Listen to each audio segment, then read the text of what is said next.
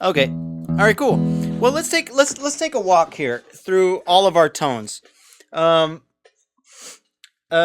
this right here is our E, obviously, and that's our root, right? Okay, so what we're gonna do is we're gonna start from the root, and why don't we walk through every string and find out where the chord tones and scale tones are, and we could obviously we could infer where the passing tones are in between that. So this right here is an E in our E chord, so that's a chord tone. That's our root. The next tone we'll want to play will be the second fret of the E string. Cool. That's going to be the 2, also known as the 9. All right. And that's a scale tone. So let's go ahead and play this together. Here's what I'm going to do. I'm going to take my pick. I'm going to do hybrid picking, which is where you use your fingers and your pick, right? So I put my pick on the low E. This isn't mandatory. You could do it with just your thumb if you wanted. And then I put my the middle and ring and pinky on the D, G, and B string. I could do it on the G, B, and high E if I wanted. I'm doing D, G, and B. It's all good because we got this chord here. So, and if I play these one at a time, it'd be like that. Okay. And I'm going to try moving that low note up the scale. So I go from our root to the 2. And that's going to be the second fret of the low E. Now, when I say 2, the fact that it's a second fret is a coincidence. I mean the 2 as in the second degree of the scale. Oftentimes you hear this referred to as the 9. The 2 and the 9 are the same, okay? Are you familiar with that already?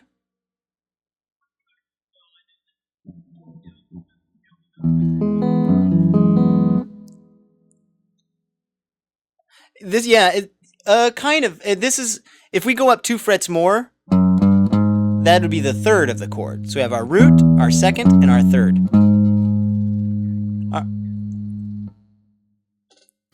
Yeah. So now we have, let's say, our E, the 9. We could do our third. We're just trying to become comfortable with where all these chord tones are, chord tones and scale tones. And it alternates. For the most part, it goes like chord tone, scale tone, and so forth. So if we had our E chord with a root, and then the 9, and then the third, the next would be the fourth, which is the A. And you're going to notice that sounds harsh and kind of ugly and gross. And I'll explain that in a moment. But all the same, there it is. That might make a nice passing tone if somebody plays like, you know what I mean? But it's actually a scale tone. Now, the reason why it sounds kind of rough, every chord has an avoid note. That's what's often referred to as. And what that is it's a note that, even though it is correct within the context of the chord, it still sounds harsh. In major chords, the 4 is the avoid note. The 4 also referred to as an 11, oftentimes. The 4 is an avoid note because it is only a half step away from the third harmonically, which means it conflicts really, really greatly. It's like it's this sound. You know, it sounds like it's really harsh. Now, and it's not just that interval, because sometimes that interval can be made to sound really pretty. But in this case, the third is so important that tension is almost like pulling the third out of its house by its hair, you know? But all the same. So here's we've got our E major scale so far. And I'm just adding that to the chord.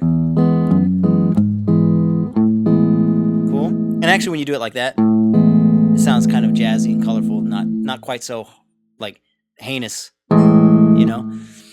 So next we're going to have the fifth of the chord, which is the second fret of the A string. All right? So let's play this so far. Right on. And next we'll have the sixth of the chord, which is the fourth fret of the A string. Okay. Now if we add these to our chord...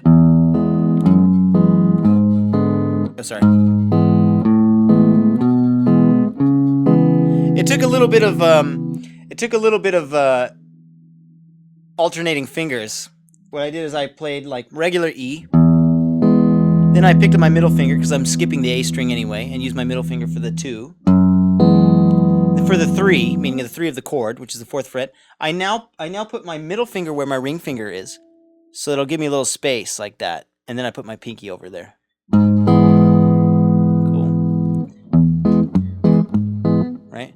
I mean, there's a lot of ways a person could just like.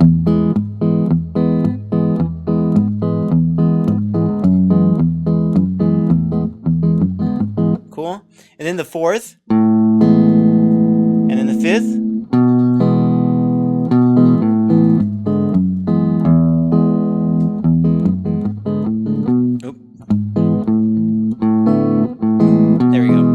And then the 6th, which is the same thing where I need to use my pinky. That sounds really pretty.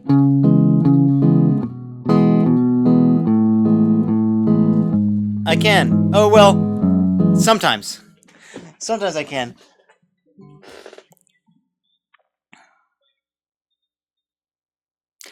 And you could probably pull it down a little bit more, like the lid.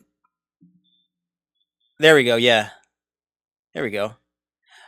All right, so I'll just go up to the 6th and stomp, and then I want to hear you try.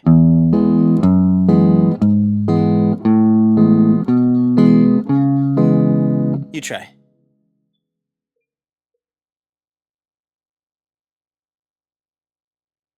Right on. All right, so we have chord tone, scale tone, chord tone, scale tone, chord tone, scale tone. All right, now you see there's some frets in between, right?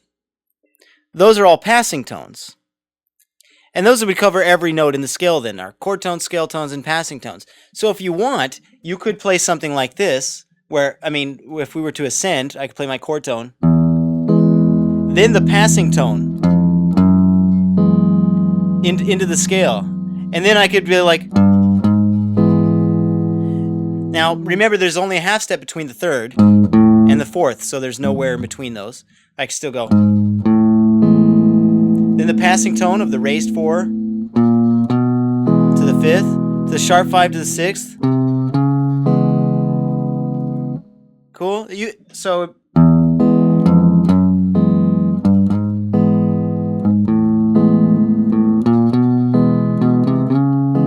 that's probably the nicer way to do it.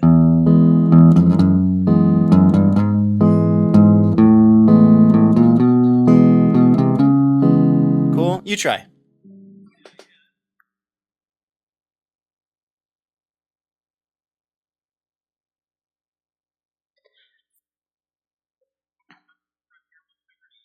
Yeah, the fingering can be the trick part because we got to maintain our chord above all that.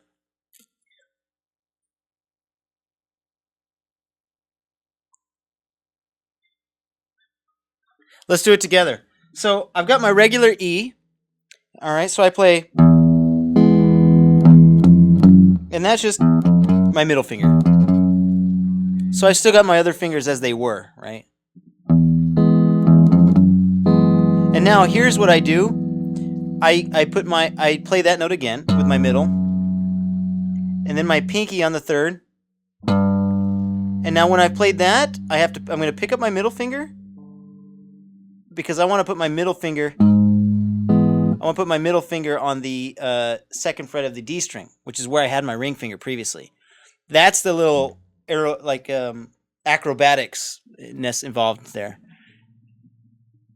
So you could just do this.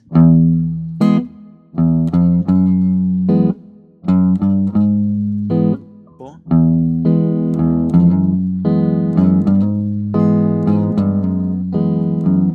It's kind of harder to go backwards. We'll just stick with upwards first. Cool. Go ahead. Now you go ahead and try that.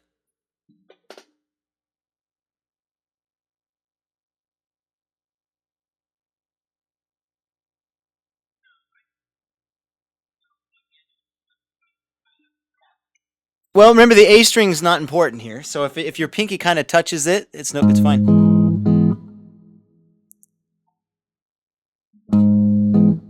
And now the next one, the one that goes from the 3rd to the 4 would just be, just because there's no half step between. There's no passing tone between that chord tone and that scale tone, which is what created that tension in the first place. All right, but then, so here's where your situation, right, where you go, where you're playing the 4 in the low note as the 4. Well, now we need to change our fingering a little bit to walk up to the 5th. So I put my ring finger back onto the D string like that. So my hand's a little bunched up, but then I can go with my middle finger. Yeah. So now I've got this.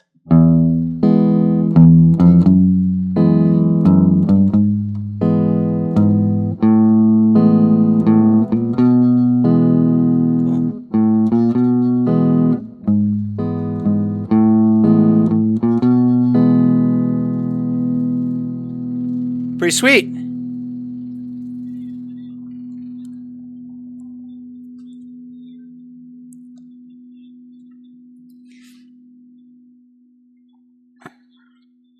Now you caught on to this super quick. So like you were already familiar with the major scale, right? So now what we're doing is we just recognize which ones are chord tones, which ones are scale tones, because the ones that are chord tones, are the ones that's just gonna like gel more and feel like it's settled and relaxed and it's at home. And the ones that are the scale tones are like visiting a friend. Like this sounds cool. Or this sounds cool. It sounds like you're visiting a friend. And in a way, hanging out with that friend might alter the personality somewhat. This doesn't sound quite like an E minor chord anymore, but it's an E minor with a 6. It's just because of that friend is the foundation of that environment, meaning it's the lowest note of the chord, foundation of that chord, in a visual sense, foundation. And then we have our passing tones, which is our trip to get to our friend's place, or our trip to get home.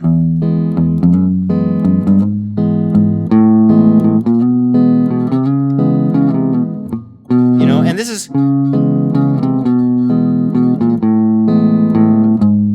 just an exercise now. But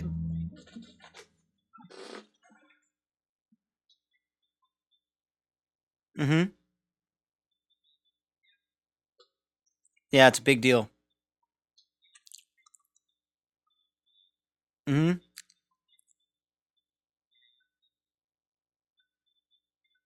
And these high notes, I mean the low notes, we're just going through the scale. Well, the scale continues, right? Like that. And so all of those tones can be applied the same way. We started with the low.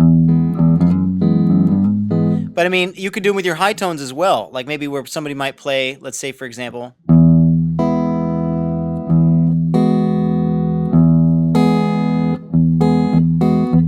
hear where that's going now.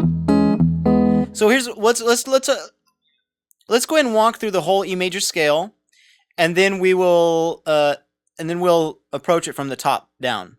So we got our first notes: open, second, fourth, open, second, fourth. Right. Next, we're gonna have the first fret of the D string, second fret, fourth. And then the next string looks the same. 1, 2, 4. All right. So let's do the recap before we continue.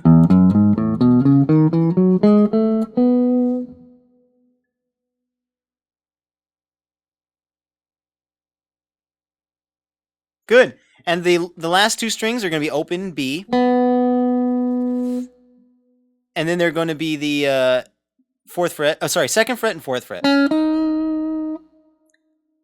Yep. And the high E string is the same. Yeah, so now we have... Oh, sorry.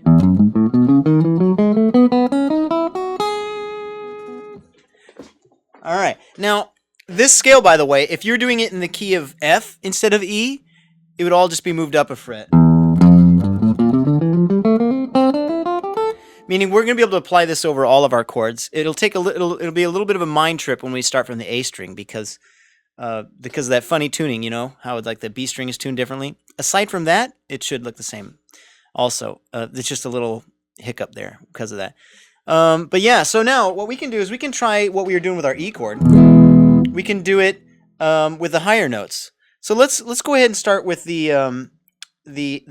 the highest note in where we left off in our scale. As we know, the scale is infinite, like it goes forever and ever, higher and lower. But we stopped here just because of it keeps us in one position. Here's what I'm going to do. Instead of doing my E chord like this, old school, where it's like a whole strumming style chord, I'm going to put my middle finger on the D string, and I'm going to skip the A string. Cool? Like that. And actually, you know, I mean, when I'm playing this, if I weren't using a pick, I could do all of those where I'm just skipping the A string. Because I'm using a pick, I'm going to be skipping the D string as well, but I still have my finger on it, which is not necessary. But anyway, so what I'm going to do is I'm going to add that high note of the scale, which happens to be the third. Like that. Or you know what I could do with my pick? Like bass, like... You know what I'm doing there? Sweet. Yeah, what I'm doing is I'm basically doing what we did before, where I'm just doing a pick, fingers, pick, fingers. But because I'm missing my D string, since I don't have an extra finger, I'm moving it like that, just like you would do with your thumb. So yeah, and then I'm that second note's with the chord.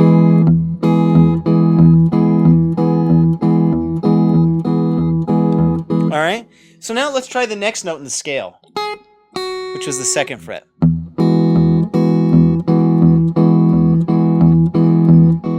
And then our open E, obviously. And next note was on the fourth fret of the B string, which is our major seventh.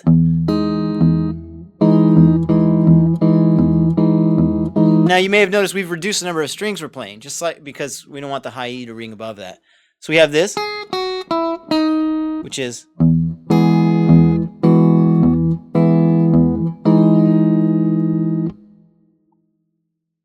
cool. And next we have the second fret of the B string, and then the open B string. So I'll play it once, and then I want to hear you try.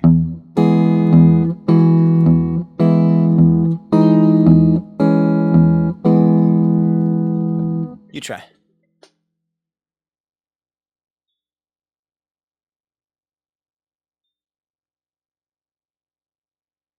Exactly.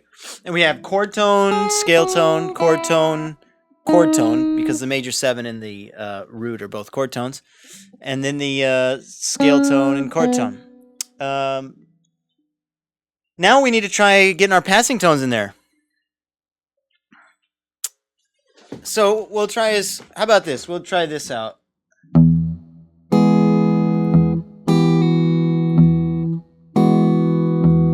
This would be tricky. That'd be a pretty tricky way. Yeah, maybe we'll do is let's make it simplify it a little bit, and let's do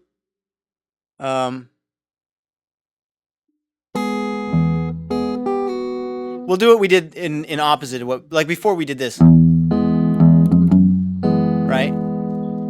So how about this? We'll start with the high note, meaning the picking or the plucking with our fingers first, like.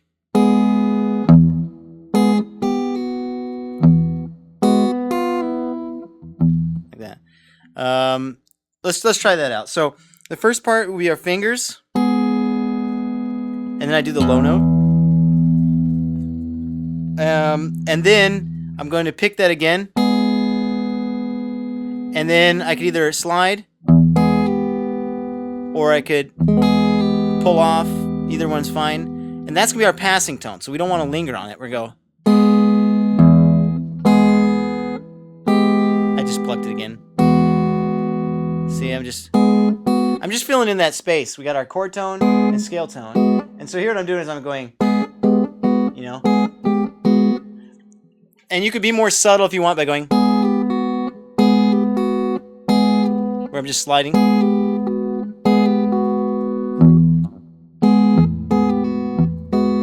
Cool. Okay. This works in reverse as well. You could play.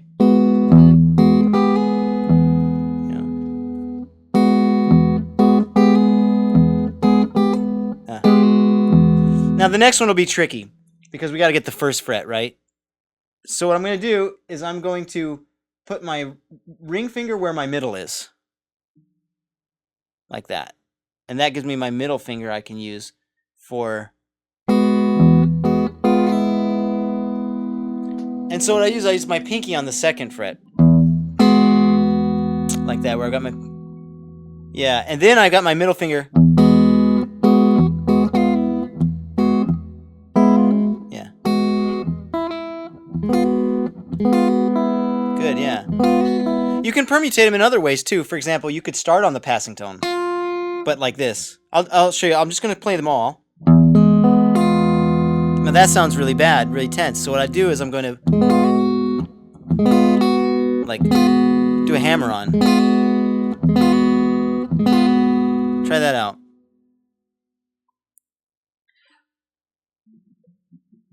I've got that open E. Then I've got my ring finger on the 2nd fret of the D string. And I've got my index finger on the 1st fret of the G string. So I'm skipping the A. Because I want to keep my E chord if I can throughout all this. And then I've got the open B. And then I've got my middle finger on the 1st fret, which is going to be our passing tone. It's really tense and little like that's like, oh man, what's in the box, you know, in the horror movie. So then your pinky will relieve that tension. Oh, it's a Christmas present in the box. You know? Like that. Or you could do the opposite, where you could pull off. See what I'm talking about? What you find is that it's important to understand the concept. You got your chord tones, and you got your scale tones, you got your passing tones, and that in the context, what we're doing here, like accompaniment and such, we want to let the chord ring out too. We want the chord to be there and to exist, even if it's not played at the same time or whatever. So it's nice to be able to maintain the shape in some way, you know?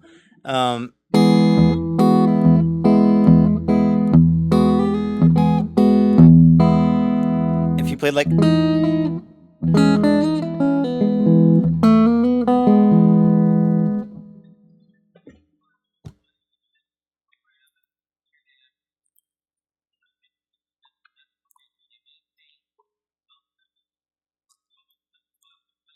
Yeah. Yeah, Joe Pass talked about it. He said that it sounds like someone's playing the chord and they're playing a bass line and they're playing a solo at the same time, but it's an illusion. That's what Joe Pass said.